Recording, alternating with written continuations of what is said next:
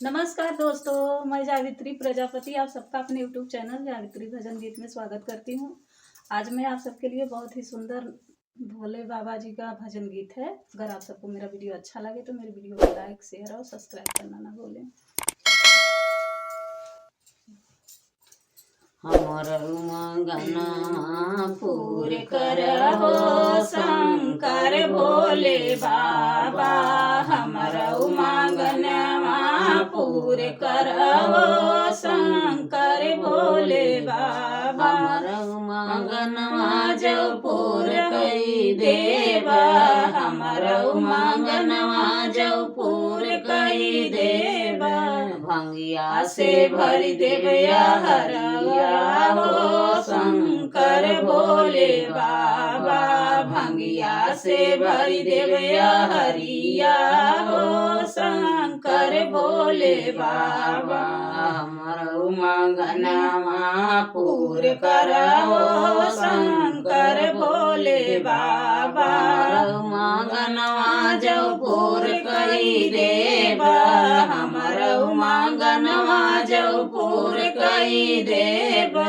दूधवा से भरी देवया हरिया हो शंकर भोले बाबा।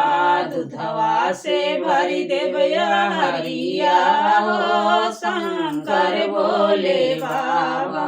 हमर मंगनवा पूर करहो शंकर भोले बाबा। हमर मंगनवा जो पूर कई देवा। हमर मंगनवा जो पूर कई देवा।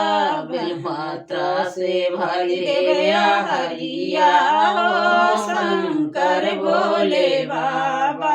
बेलपत्र से भरी देवया हरिया हो शंकर भोले बाबा। हमर मंगनवा पूर करहो शंकर भोले बाबा। हमर मंगनवा जो पूर कई देवा।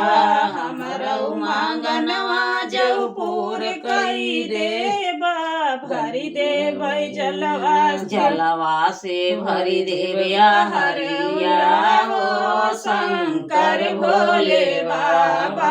जलवा से भरी देवया हरिया हो शंकर भोले बाबा।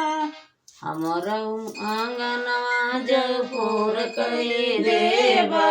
हमर मंगनवा जो पूर कई देवा। भंगिया से भरी देवया हरिया हो शंकर भोले बाबा। भंगिया से भरी देवया हरिया हो शंकर भोले बाबा।